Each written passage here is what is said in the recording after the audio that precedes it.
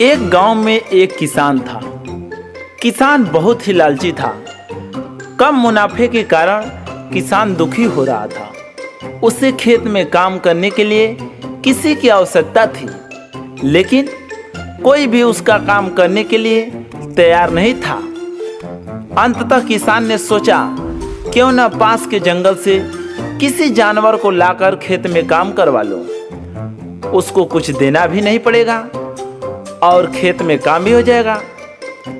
किसान जंगल में गया, उसको एक भालू मिला। किसान ने भालू से कहा कि तुम मेरे खेत में काम करोगे तो तुम्हें भर पेट खाना दूंगा। इस पर भालू ने कहा कि मैं तुम्हारे खेत में काम करूंगा, लेकिन मुझे आधी फसल देनी पड़ेगी। किसान बहुत बेईमान और लालची था। उसने भालू से कहा, ठीक है, जो भी फसल होगी उसके ऊपर का हिस्सा तुम ले लेना और जड़ें मैं रख लूंगा। इस पर भालू तैयार हो गया और किसान के खेत में काम करने लगा। किसान ने खेत में शलजम बो दिए। भालू ने दिन रात मेहनत की। गांव के सभी लोग भालू की मेहनत को देखकर आश्चर्यचकित थे। भालू की मेहनत के कारण इस बार फसल बहुत अच्छी हुई थी। अब फसल काटने का समय आ गया। किसान ने भालू से कहा कि ऊपर की सारी फसल तुम ले जाओ, और किसान ने सारे शलजम ले लिए। भालू किसान की बेईमानी से बहुत दुखी हुआ। उसने किसान को कहा कि तुमने मेरे साथ धोखा किया है, मैं तुम्हारे साथ काम नहीं करूंगा। और भालू वापस जंगल जाने लगा। लेकिन किसान फिर से वही बात दोहराई। इस बार बेईमान किसान ने सोचा कि अगर भालू चला गया तो खेत में काम कौन करेगा।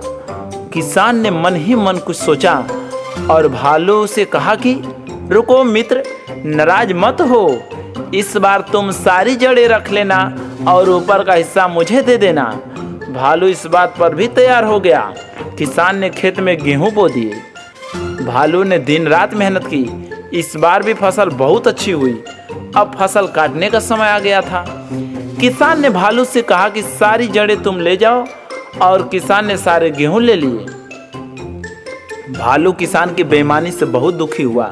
उसने किसान को कहा कि तुमने मेरे साथ जानबूझकर 2 बार धोखा किया है, मैं तुम्हारे साथ काम नहीं करूंगा। और भालू वापस फिर से जंगल जाने लगा। गांव के लोगों ने भालू की मेहनत को देखा था।